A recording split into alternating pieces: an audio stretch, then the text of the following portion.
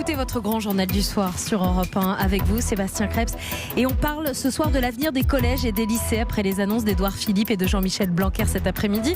Avec vous, Rodrigo Arenas de la FCPE. Mais d'abord, Philippe Vincent, le secrétaire général du syndicat national des personnels de direction de l'éducation nationale, proviseur d'un lycée d'Aix-en-Provence. Bonsoir Philippe Vincent. Bonsoir. Bienvenue sur Europe 1. Merci de venir répondre aux questions des auditeurs d'Europe 1. Les lycées vont pouvoir rouvrir, donc presque partout, quasiment dans toute la France, dès la semaine prochaine, sauf dans les zones oranges. Donc les zones oranges, c'est l'Île-de-France, Guyane et Mayotte. Est-ce que vous êtes prêts, vous les proviseurs, à rouvrir vos établissements ? Oui, je pense que la décision était quand même relativement attendue. Il y a une forme de logique suite à la reprise des écoles primaires puis des collèges. Donc on pensait bien que la situation sanitaire s'améliorant d'une manière générale, il était assez évident pour nous que les lycées avaient toute chance de reprendre à partir du moment où ils étaient dans les zones vertes. Ça veut dire que mardi, la quasi-totalité des lycées des zones vertes seront bien ouverts et accueilleront les élèves ? Alors, ils seront ouverts de façon, pour la plupart d'entre eux, ils étaient déjà ouverts parce que, en fait, ils accueillaient déjà des personnels. Les personnels agents, par exemple, avaient souvent repris depuis au moins une semaine, voire 15 jours. Les administratifs étaient au travail depuis plusieurs semaines. Donc, les établissements fonctionnaient, même si c'était sans élèves. Je ne suis pas certain que mardi, tous les lycées soient prêts parce que je dirais que certains avaient prévu des scénarios globaux et qu'il va falloir les affiner aux conditions spécifiques qui nous ont été communiquées ce soir. Mais oui, on va se mettre en phase durant toute la semaine prochaine pour accueillir dans, je dirais, des conditions les plus adaptées aux situations locales des groupes d'élèves. Comment allez-vous organiser le nombre d'élèves ? Est-ce que quelques classes commenceront ? Est-ce que vous allez favoriser certains niveaux ? Et comment vous allez choisir les élèves qui commenceront à reprendre ? Je pense qu'il va falloir qu'on ait des débats à l'interne des établissements parce que si les euros de français avaient été maintenus, on aurait pu penser que le niveau première s'imposait. Là, je dirais que ce n'est plus le cas. Donc, il va falloir qu'on se mette d'accord avec nos équipes sur quels sont les publics prioritaires. D'une manière générale, et pour avoir un peu tâté le terrain, beaucoup de collègues considèrent que c'est le niveau terminal parce qu'on a une frange d'élèves qui, pour l'instant, est en dessous de la barre des 10 et donc serait susceptible de passer les épreuves du deuxième groupe du bac qui pourrait être une population cible intéressante en matière de soutien et d'accompagnement. On sera donc en gros par demi-classe, des groupes de 15, hein, c'est la consigne qui a été donnée. Ce sont les élèves qui seront contactés pour savoir quel jour ils devront venir.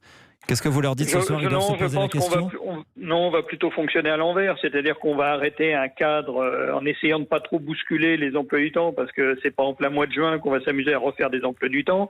Donc je pense qu'on va organiser effectivement plutôt des groupes par rotation. Alors certains collègues vont sans doute travailler par demi-journée, d'autres par journée. Ça dépendra aussi s'ils ont ou pas de la demi-pension. Et puis on va informer très rapidement les familles et les élèves du cadre dans lequel on pourra les accueillir. Donc ça va forcément, oui, être des groupes réduits parce que le protocole sanitaire s'imposant, un groupe à effectif réduit, une classe de lycée, c'est plutôt un tiers de la classe que la moitié de la classe. D'accord. Donc, voilà. Masque obligatoire ?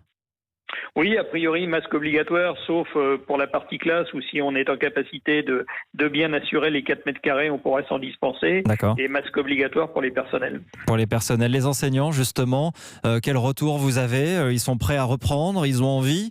Ou certains sont réticents ? Bon, forcément, certains sont quelque peu réticents parce qu'il y a toujours une crainte et certains ont des contre-indications réelles. Donc voilà, on aura sans doute une petite partie de la population enseignante qui ne pourra pas être disponible pour la reprise in situ. Bon, globalement, quand même, beaucoup d'entre eux souhaitent retrouver leurs élèves, souhaitent retrouver leur établissement, même s'ils se doutent bien que ça va être dans des conditions adaptées et qui ne seront pas celles qu'ils ont connues jusqu'au 16 mars. Mais voilà, je pense qu'il y a aussi une envie de reprendre une activité qui est la leur et pour laquelle ils se sont engagés. Et tout le monde comprend bien qu'il va falloir le faire de manière adaptée. Philippe Vincent, restez avec nous. On va accueillir Rodrigo Arenas, qui est le coprésident de la FCPE, l'organisation de parents d'élèves. Bonsoir Rodrigo Arenas. Bonsoir. Merci d'être avec nous.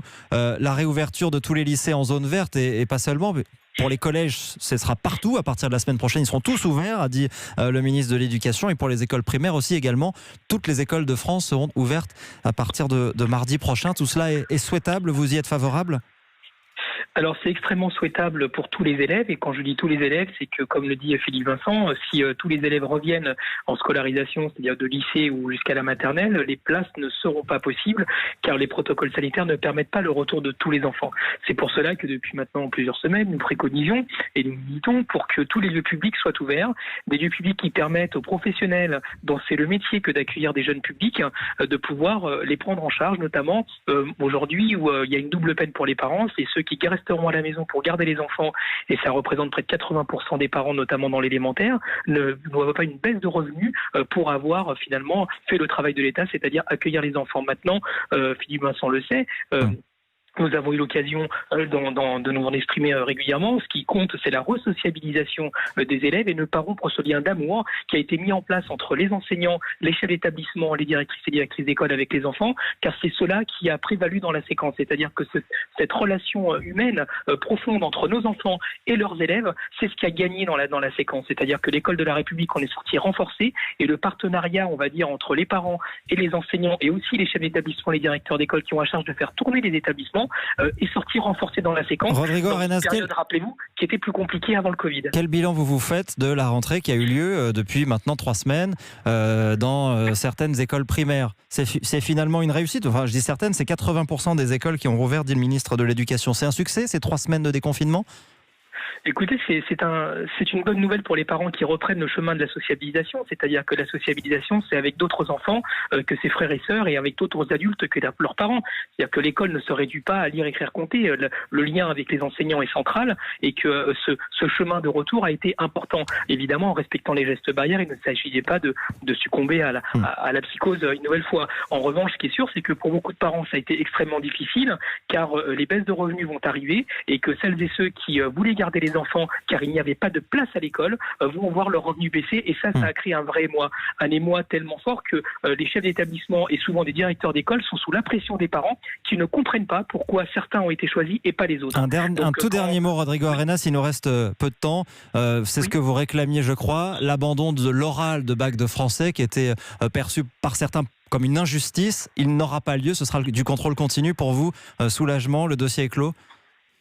Écoutez, il est clos du point de vue administratif, c'est-à-dire de ne pas faire passer un oral qui aurait été entaché d'irrégularité, et aussi, vous savez, d'une certaine déshumanisation, car il n'y avait pas de raison que les élèves de première passent le bac français, l'oral, sans contrôle continu, alors que tous les autres étaient sous un autre régime. Donc cette nécessité d'égalité de traitement est fondamentale, il nous semble, dans l'école de la République, mais ça ne règle pas la question sur le long terme, car les apprentissages qui n'ont pas été faits cette année devront être récupérés. Mais il faudra pour cela se donner le temps long et ne pas mettre les enfants dans des cadences infernales, et les enseignants aussi dans des cadences infernales, pour rattraper le temps perdu plus rapidement que ce qu'il est nécessaire pour pouvoir l'assimiler. Il faut maintenir ce lien d'amour, cette humanisation de l'école qui est centrale, et que nous faisons confiance aux chefs d'établissement, aux directeurs d'école pour en être les maîtres d'œuvre. Merci beaucoup Rodrigo Arenas, président de la FCPE, l'organisation des parents d'élèves. Je remercie également Philippe Vincent du syndicat des personnels de direction de l'éducation nationale qui était avec nous juste avant. Bonne soirée à tous les deux.